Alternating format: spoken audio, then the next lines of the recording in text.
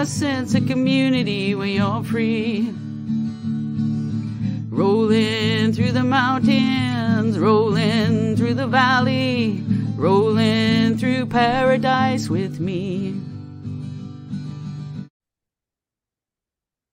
Good morning, everyone. Well, I look at people's profile before I invite them to the show, and that's the first thing that I noticed. And I saw something that said art electric. And I thought, what kind of art is that? Well, time to find out. My guest today is Adam R. Thomas. Adam, welcome to the show. It's great to be here, Nancy. Thanks for inviting me. You're welcome. Now, you're a teacher at the, Victoria Academy of Dramatic Arts? Correct. Yeah, I do a wide variety of acting courses there. I teach the full-time studies, the part-time studies as well, and it's just an awesome school to be a part of. Very nice. We got to talk about the art electric. My misunderstanding of what that was, and I love it. It's so fun. So yeah.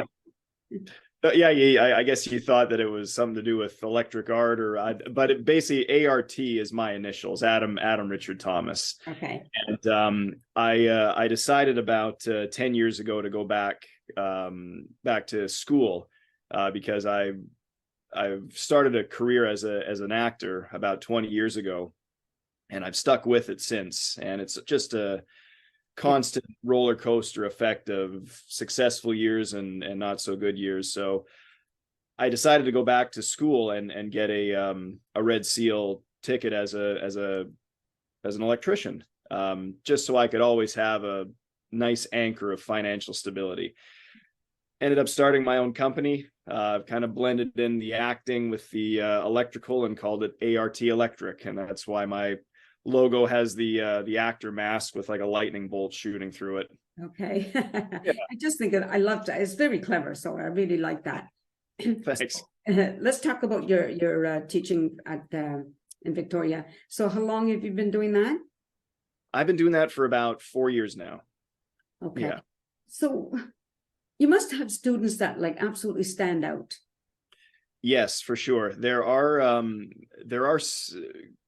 a few that I've sort of kept in my memory who have either really just dedicated themselves to the craft 100% and threw away, any sort of judgment and completely immersed themselves in the exercises and were able to emotionally connect and really just did amazing performances. And I think Victoria actually has a really, really great talent pool, and I think we're on the verge of fully being discovered of how great we are.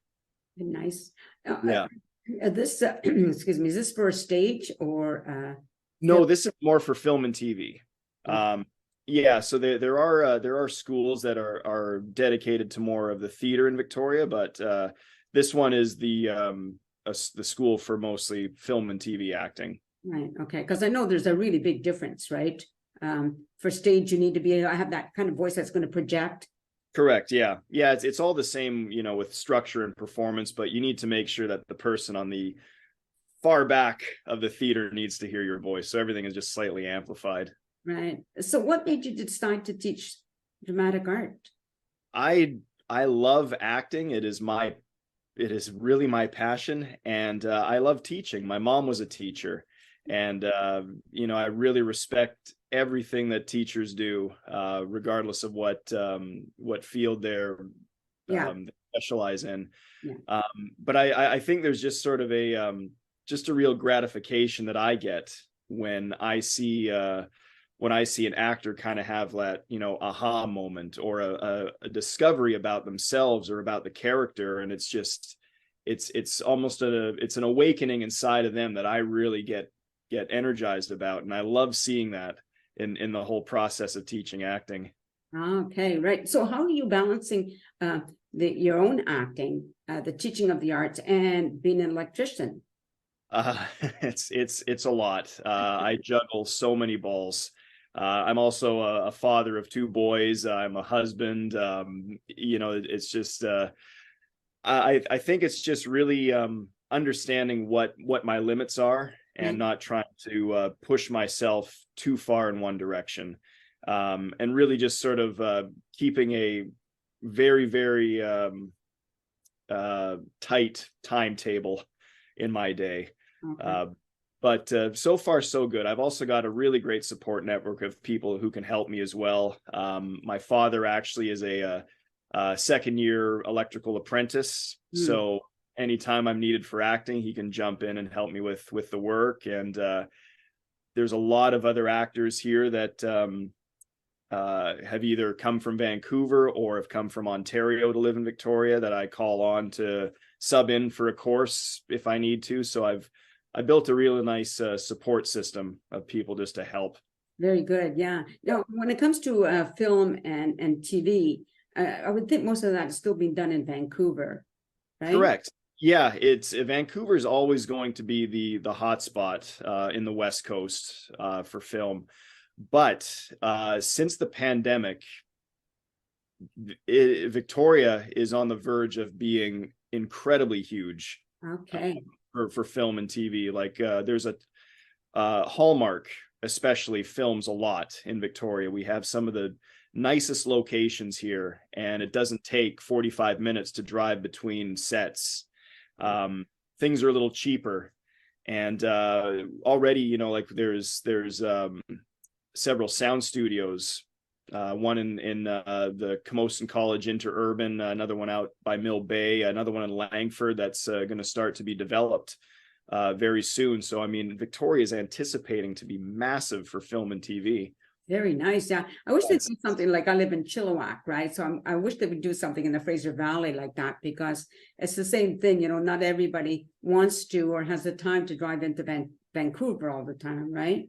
Correct. Yeah. But now, I mean, with the pandemic, it changed pretty much everything, how casting is done.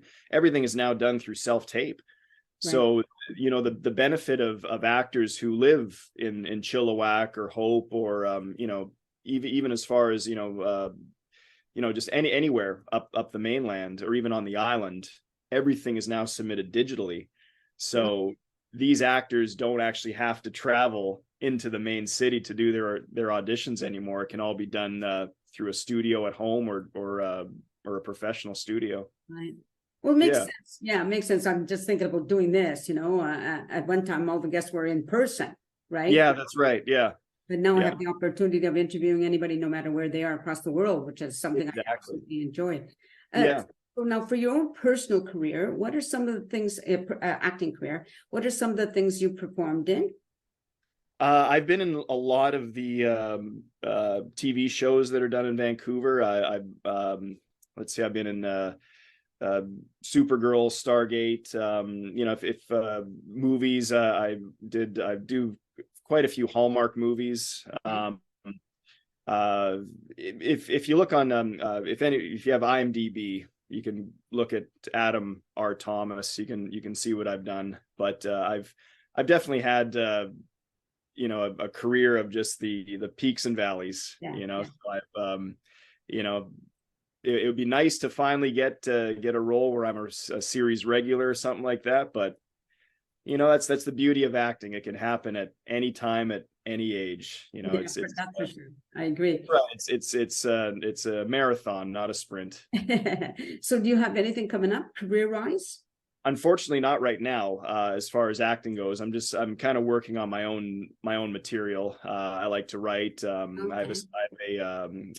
a voice actor as well, so I always like to create different characters and stories. But unfortunately, due to to all the strikes happening in Hollywood, the unions, everything is just kind of shut down at the moment. Right. The only things that are happening right now are Hallmark and non-union commercials. I was shortlisted for a very nice role in a Hallmark movie, and I just got released for the role last week, which, you know, it's luck of the draw. Yeah. But as far as that, everything is completely dead. Oh, yeah, that's unfortunate, eh? It is, yeah. It's really affecting a lot of people right now, and it's such a shame. It is, yeah. Now, you said you were a writer. What type of things are you writing? I love science fiction, horror, anything that can just, you know, generate a scare in the audience. Yeah, I used to write that stuff even when I was a kid. You know, I was never allowed to watch horror movies when I was growing up, but this is back when we had video stores and the horror section. I'd walk through the horror section and see a pretty cool VHS cover, and I'd go home and write a story about it.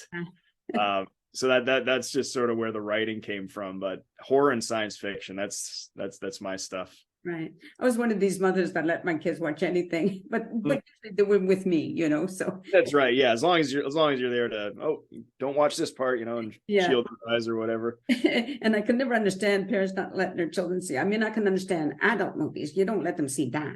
Absolutely not. Yeah. Yeah, and it's nice with me being sort of the actor and knowing how how everything is done. You know, if my son is watching something scary, I can tell him, okay, no, that's a puppet. You know, they've sort of done this. Just sort of, you know, take the scariness out of the movie monster. Teach them the reality from the fantasy, right? There you go. That's right. That's the way I looked at it too. I'm trying to remember this film. Oh, you would know it if I could but I can't think of it. You know, like things were being killed by lawnmowers and toy police cars and stuff. And I just can't remember. But my kids watched that and we laughed through the whole thing. It's really ridiculous, you know, when you just sort of look at how they do it. It's like, you guys must have had so much fun on set creating this stuff. Yeah. Was it Maximum Overdrive? It sounds like a Maximum Overdrive. Yeah, where everything gets possessed somehow. Yeah, for sure. Yeah. Oh my God. It was just, but you know, again, it's teaching the children to, you know, the silliness of it, right? Yeah. You know, when I was very young, you know, we watched Superman on television. If you were to watch it now, it's like, oh my God, that looks so hokey. Exactly right. Yeah. Yeah. So, but no, you just teach your kids about how it's made, and you know. For sure. So now, if people want to get a hold of you personally, what was the best way to do that? I would say if you could always send me an email. Or you can always call my my ART Electric business phone number. Okay. You know, if anyone wants to get a hold of me personally, that's probably the best way to do it. Okay, so I'll make sure I include that when I do the rendering. Okay, when we finish the interview, just so that. But I'll get that from you right when we finish this. Get the proper information. Make sure I get spelling right, because I'm spelling impaired. Yeah, me too. I rely a lot on auto text now, and even that spells out the word that I don't want. And that's right. Yeah, just it's becoming a lost art, spelling. Yeah, for sure. Well, I wish you all the best in the future. Thank you so much. You're welcome. You're welcome. It's kind of fun to have somebody on who's doing, you know, a bunch of different things, which is totally different in a way. Acting, teaching, electrician, you know. Yeah. You know, I love to diversify. I think adding variety in your life just makes it more exciting. I mean, for sure. As I say, the roller coaster is a lot more exciting than the Ferris wheel. For sure. Yeah. Well, just stay on camera to the audience. So you've been listening to Adam R. Thomas. I'm going to include his information if you want to get a hold of him, especially if you're on Victoria. For sure, it makes a big difference, I would think. But you know, if you're willing to drive over to the island, and which is always a beautiful, or take the ferry, which is always a beautiful, fun thing to do. Anyway, so that's it, people. Thanks for watching the show. Take care and peace out, everyone. A sense of community, Chilliwack's a place to be. A sense of community where you're free. Rolling through the mountains, rolling through the valley, rolling through paradise with me. It's multicultural, you're sure to see it all. Chilliwack's the place to be, you'll see. Come party in the park, go dancing after dark. Chilliwack's the place to be, you'll see.